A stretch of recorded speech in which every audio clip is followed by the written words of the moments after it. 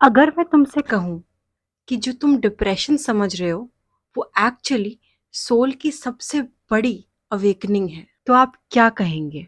Hi, I'm Ishani. I'm a counseling psychologist. Welcome to my YouTube channel. सब कुछ ठीक है but still I am not happy.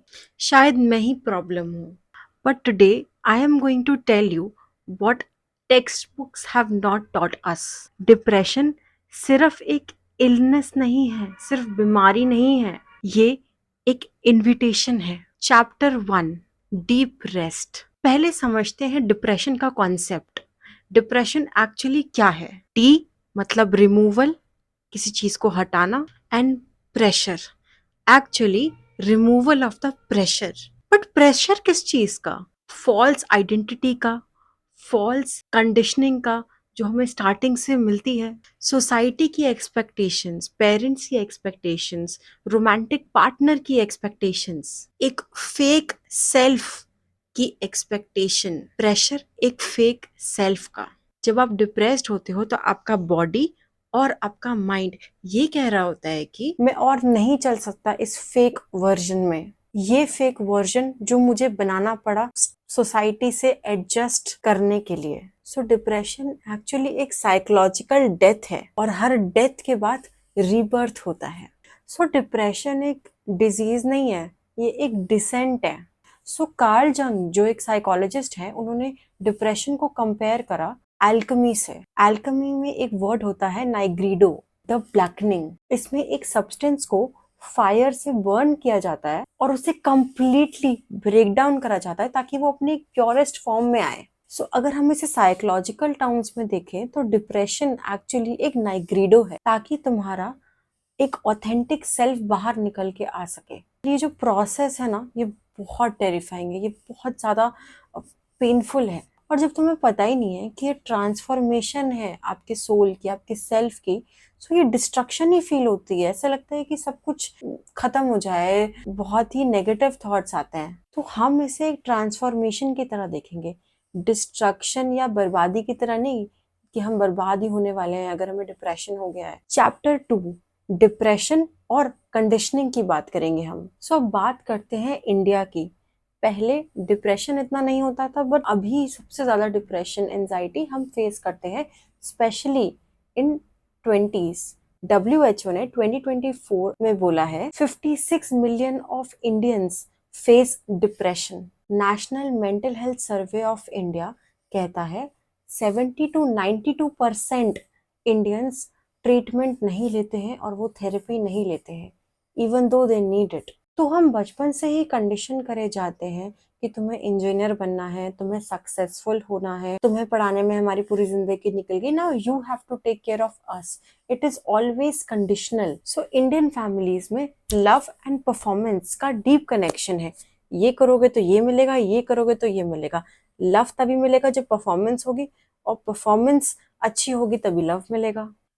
हम Indians conditionally loved होते हैं। बचपन से ही डाल देते हैं कि मैं इनफ नहीं हूँ until and unless I do this and achieve this. तुम्हें हर चीज को प्रूव करना पड़ता है, हमेशा परफॉर्म करना पड़ता है, हमेशा मार्क्स लाने पड़ते हैं। It has to be very much tangible. और ये जो एक्सपेक्टेशंस का हमने मास्क लगा रखा है ना, वो एक दिन टूट जाता है। और अब वो टूट गया तो लगता है कि हम ही टूट गए, बट एक्चुअली में तो उस मास्क से तुम फ्री ही हो रहे हो ना। वो मास्क तो सोसाइटी ने बांधा है, कंडीशनल है वो मास्क बहुत ज्यादा। तो ये जो फेक सेंस ऑफ सेल्फ हमने बना रखा है, depression is the death of this fake mask. अब आते हैं हम मेन पॉइंट में। हमारा डिप्रेशन अगर डेथ है इस fake sense of mask, fake sense of self की, उसके बाद हमारी अवेकनिंग शुरू होती है।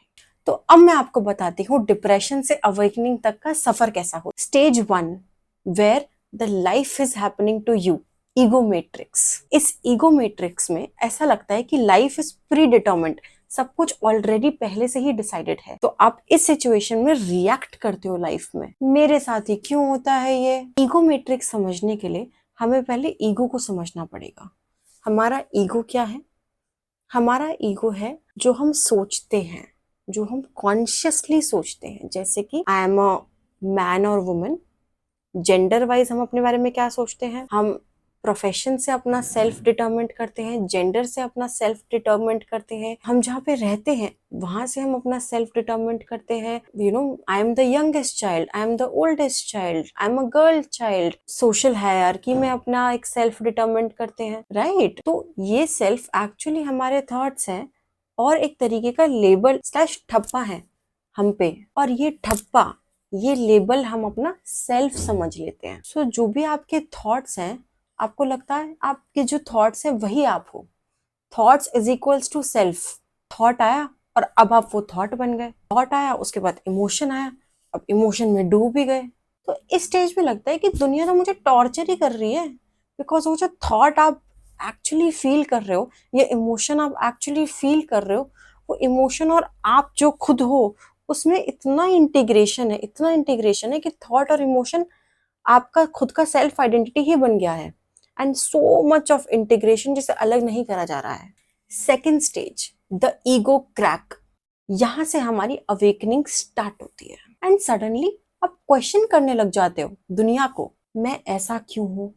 क्या मेरे जो बिलीव्स हैं वो बिलीव्स कहाँ से आ रहे हैं? वो बिलीव सोसाइटी से आ रहे हैं या मेरे खुद के वो बिलीव्स हैं? क्या ये स्टोरी जो मैं अपने आप के बारे में बोला जा रहा हूँ, मैं ये हूँ, मैं इस तरीके का हूँ, क्या ये स्टोरी, क्या ये नैरेटिव सही है या गलत है? You question it. So psychology में हम इसे बोलते हैं observer self development. Observer self determent को अगर मैं थोड़ा सा एक्सप्लेन करूं, ऑब्जर्वर सेल्फ यानी कि ability to witness your own thoughts, अपने खुद के थॉट्स देखना, थोड़ा सा डिस्टेंस लेके, this is what I am thinking, and you are not identifying कि ये थॉट मैं हूं। No, you are identifying with your self, और थॉट एक सेकेंडरी सब्सटेंस है। Observer self, now you are just observing your thought, you are not integrating tightly with the thought, but thought और आपके बीच में डिस्टेंस है। And now you realise I am not my thoughts, मैं मेरे thoughts नहीं हूं। I am not my emotions, मैं मेरे इमोशंस भी नहीं हूं। कि मुझे सैडनेस फील हो रही है तो सैडनेस फील होती ही जा रही है, deeply you are feeling sad. Anxiety हो रही है तो एंजाइटी ही चली जा रही है और कंट्रोल ही नहीं हो पा रही है। सो एट दिस सेकेंड स्टेज आप इमोशन में नहीं फील कर रहे, क्योंकि इमोशन और आप के बीच में डिस्टेंस है, आप इमोशन नहीं हो, इतना टाइट इंटीग्रेशन नहीं है, अलग हो चुका है स्टेज में, and you are in total awareness. So आप जब खुद को समझने लग जाते हो तो थोड़ा सा डिटैचमेंट भी आएगा जो थोड़ा सा टेरिफाइंग है। लाइक मैं अपने आप को देख रहा हूँ, बट ये थोड़ा सा पागलपन नहीं है, ये एक्चुअली में मेटा अवेयरनेस है। Stage 3, the existential the existential quest. Now you are searching about deeper questions. मैं कौन हूँ, मैं कहाँ, मैं क्यों पैदा हुआ हूँ, लाइफ का मीनिंग क्या है? और when you are questioning all of these, when you're going deep into meta consciousness, thinking about your own self on a higher awareness, there is a higher possibility कि आप थोड़े नेगेटिव थॉट्स भी आपके दिमाग में आएंगे, जैसे कि हम सब सेम हैं, हम सब एक सिमुलेशन में चल रहे हैं, nothing is in our control, मैं चोजन वन हूँ।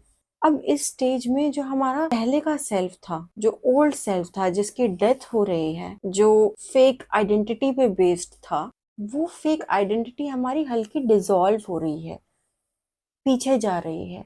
एंड इस समय जब इतना डिटैचमेंट है, जब हमारी उस फेक आइडेंटिटी की डेथ हो रही है, तो माइंड आंसर्स ढूंढता है, क्योंकि mind is attached to that identity जो हमने पहले बनाई है, जो इतने सालों से बनी हुई है, जो हमारे पेरेंट्स ने, हमारी सोसाइटी ने हमें कंडीशन करा है। जब वो फेक आइडेंटिटी डिसॉल्व हो रही है ना, तो माइंड आंसर्स ढूंढने लग जाएगा, बिकॉज माइंड को तो सेल्फ को कंट्रोल करना है ना, सेल्फ को इंटैक्ट रखना है। सो माइंड एक्सट्रीम स्टोरीज बनाने लग जाता है।